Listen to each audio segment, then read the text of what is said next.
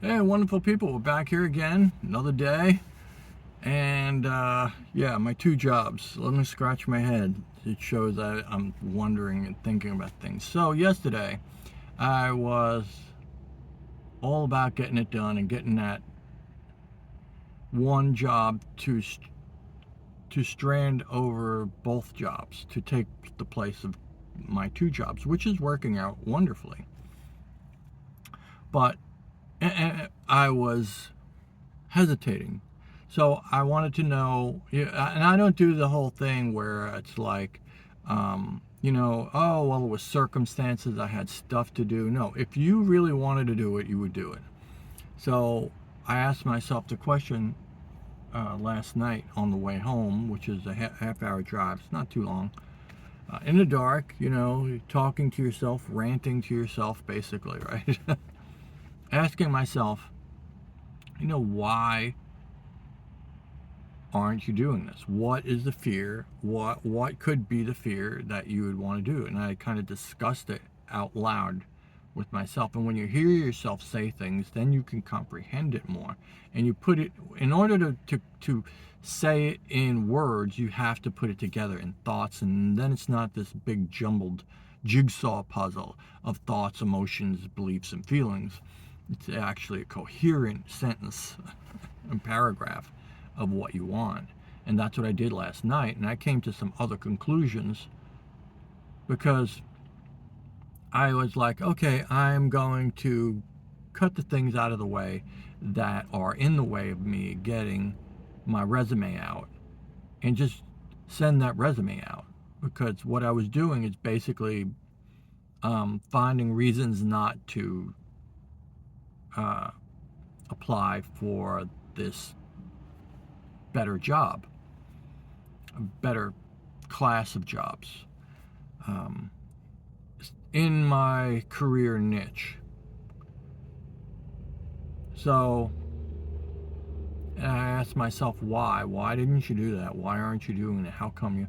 And basically, what it came back is that I have a good thing now.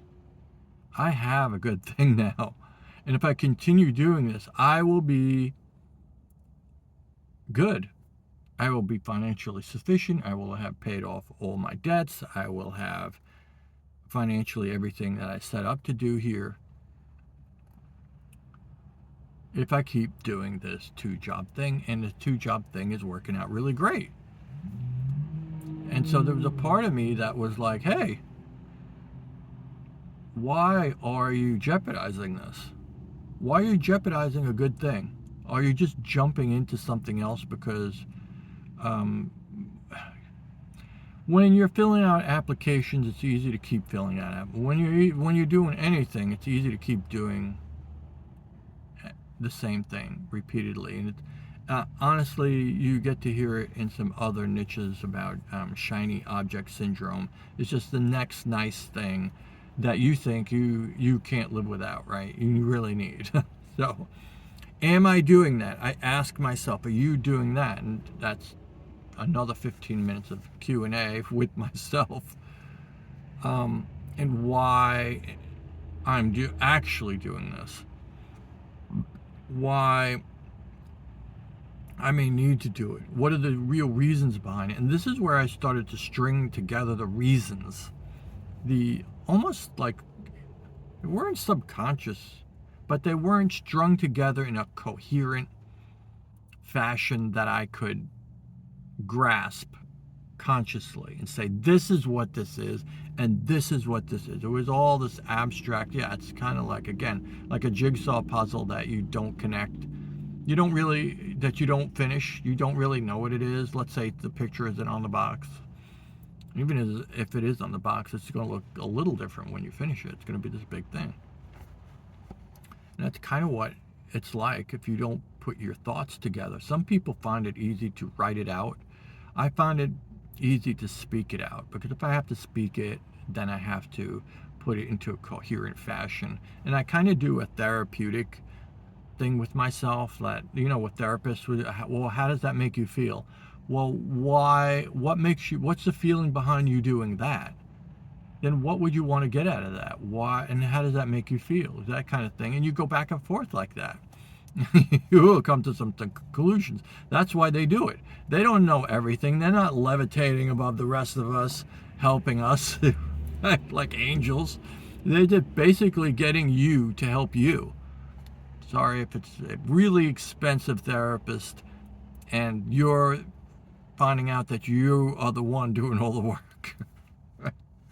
I guess they're helping. They're helping because you couldn't do that on your own. But that's what I am doing. And I would suggest you do too. I'm watching the highway. That's what those motor sounds are going back and forth. I pull off on the highway because I'm a little early today. Yeah, so, and then I came to the conclusion that,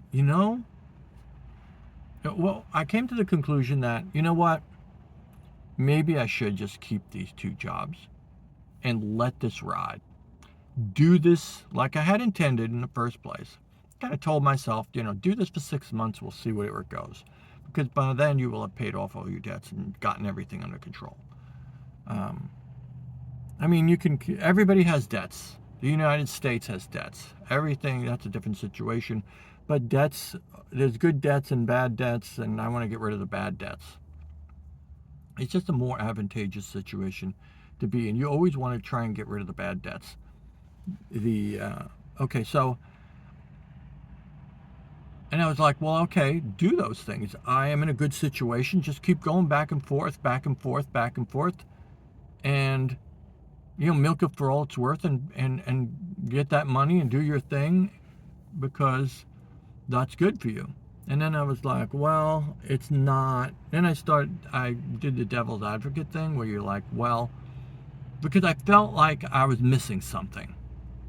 Because I had gone into this other direction for a reason. And I forgot about it. And then having to say it out loud, having to explain it to someone, which for me was myself, made me put it together again and dig up all the old reasons why this is important. And the reasons are because I have dental issues I want to get a handle on. Right? Yesterday I had a tooth hurting. A series of teeth right here that have been worn down, that need to be replaced.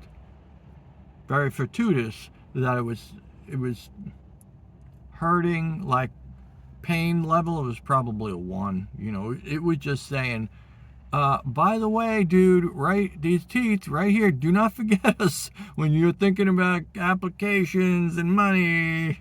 We're here and we ain't going anywhere, and you have to fix this. The sooner the better. And I was like, oh, so I'm starting to see. And then I have, right, yeah, and then it was like, and then you take that, well, also benefits. The health insurance that I have is okay, I guess. It's off the ACA, right? American healthcare, whatever. What they used to call Obamacare. And, affordable healthcare marketplace, whatever they call it. It's good, for what it's worth. And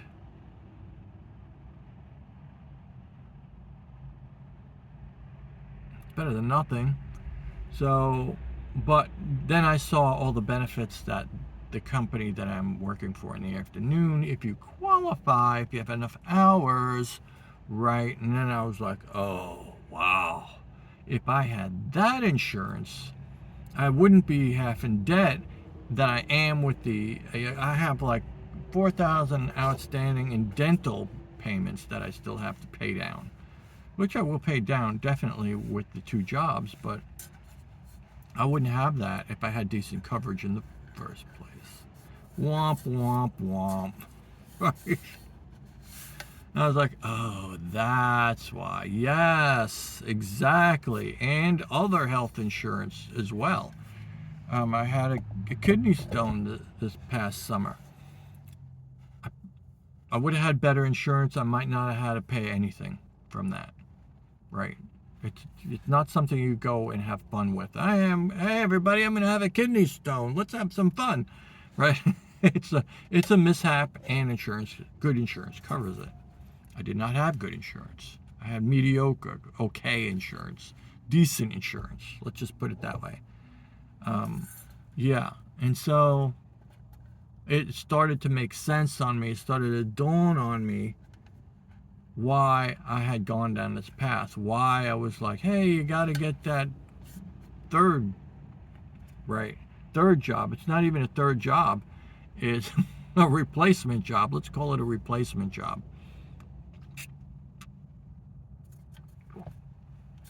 A replacement job. Because it has everything. Now, see, the reason why is because I didn't want to. The risk is, and I knew there was a risk, right? Yesterday I mentioned something about a risk, and because I didn't put my thoughts together, I didn't really know what the risk was or the risks were. And the risk is that you go to start this replacement job and it doesn't work out, and you wind up having to go back to these other places that you ditched and beg for your job back. And I know what it would look like if that happened. The day job would take me back in a heartbeat. They'd be very happy to take me back, but I'd lose my PTO time. I'd lose that kind of seniority. I have 2 weeks now, but they don't have any health coverage at all. And then the afternoon job that I work, they'd take me back in a heartbeat too, but by that time they might have given away the hours to somebody else, and they're not going to rip them away from somebody else and give them back to me. I'd have to find another position, and there is no other position this good for what I want, for the hours I want, and the pay that I want. There is nothing else like this. So see, I am putting myself in some kind of jeopardy to get something better. This is what came to me last night, between 9 and 9:45 when I got home. 9:30, I think I got home. Decent time. That's decent for me these days. And so I have to make a decision now. Now I have, right, all the jigsaw puzzles have been put together. Now I have a clear roadmap of hazards and rewards that I need to consider before I take another leap. And for me, I always like to think that if you took the leap and it was a disaster, absolute unqualified disaster, but you're still like, I needed to do that anyway. I don't like what happened, but I am satisfied with the decision that I made anyway. If you're there, that's good, fine, do that. But to me, that would, if, right, and you go back and forth, and I did this last night, right? I'm trying to drive here. The roads are a little wet, and the deer are coming out of the woods at one point, So it is a thing. It's a give and take and give and take. On the best hand, it would be I'd get this new job, and it would supplant both jobs, or it would supplant both jobs and I'd get to keep my afternoon job for as long as I wanted, which ideally, I think if I could, I would just keep it. Keep it for a while, see when you want to get rid of it, right? And then I'd be making enough money so that I could start to build up money and be, do some positive stuff. And I'd have coverage, and and all the good stuff, right? The negative side is if I got the replacement job that replaced the two jobs and I couldn't keep my afternoon job, and I certainly couldn't keep my day job, now I have to get rid of both of them, and then it doesn't work out with the replacement job, and I have to go beg back to these two. And like I said, I'd be a little ruined at that point. I'd wind up not at point zero, I'd wind up at point less than zero, because I wouldn't have my great afternoon job.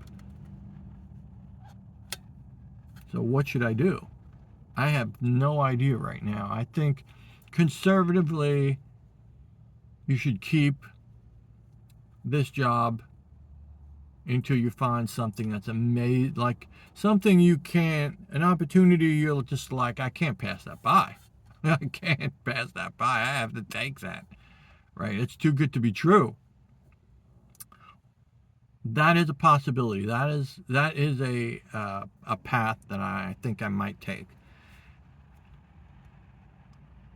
Or I could just sit on it, just work these two jobs and keep my nose to the grindstone and keep doing the good stuff that I'm doing and hope that I don't have any dental problems. Right? But these teeth are sensitive, and I do have stuff that needs to be worked on now, which is going to cost an additional $2,000. So, if I can make it wait. Say if I wanted, for months, I can make it wait a few months, and then I could have good insurance that might actually take care of it, might actually pay for most of it, or half of it, at least. What I got now ain't gonna pay nothing. So, these are all the things to weigh. And yeah, so even when you have a great situation going, you can have. What am I supposed to do here, right? Yeah. So, and you kind of add it up, you add the math up, staying here equals this amount of money, going there equals that amount of money. What if it all didn't work out? How much would I lose? Where would I be? What would happen? If the worst case scenario, though, is not good, right? I would be behind zero. I wouldn't be able to, I wouldn't have financial sufficiency again. I would have to, I'd have to look for another job again. And what I would probably wind up doing is working with 2 or 3 other companies in order to redeem the hours that I lost when I looked for the better job and took it. That's what I would have to do. I'd have to do that, and I would have to do it pretty quickly. And it's a long process, some of these. This afternoon place, it took me about 3 weeks, 3 or 4 weeks. And if you're out there getting jobs, you know how long it can take to put everything together. So that's where I am now. What do I do? These videos are backlogged of about, it's probably going to be about 2 weeks, maybe 3 weeks. So whatever, don't tell me, God, you got to do this. I got a job for you, because I already made the decision by that point. Probably. I don't know what I'm going to do. I think, because it's like 6 of one and half a dozen of the other. If I just go, because, oh, good God Almighty, right?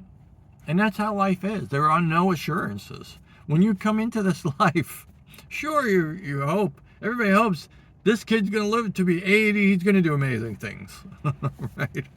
But there are no assurances that kid is not going to die in another 24 hours. There are not. And it happens sometimes. There are no assurances, but that's what makes it all the more victorious when you do something amazing, or even just getting through another day, honestly, is a huge victory, but we don't celebrate it. We don't see it like that. It is. Yeah. So, yeah, I don't know what I'm going to do about that. I think I'm going to usually, right, risk it all. This is what it boils down to. Risk it all and hope it works out. Make sure it works out. Make sure it works out. Make sure it works out. Or, that would be the method of putting out my resume to every company that has a position or will have a position of what I'm looking for my replacement job. And, okay. And then plan B would be to just keep doing what I'm doing and keep looking like I'm looking. And then when I come across the best job that I just can't turn down, that's when I put in my application and take the risk. Or plan C, ignore all of it and keep doing what I'm doing until I pay off all my bad debts, so that at least, and get a little buffer, so that at least if I do lose the backup job,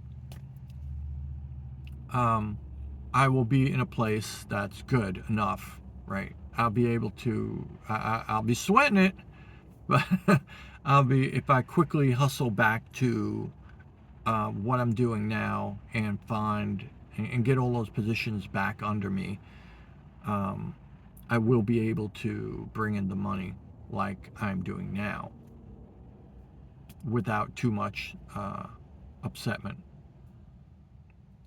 And conservatively, a lot of people would say, do that.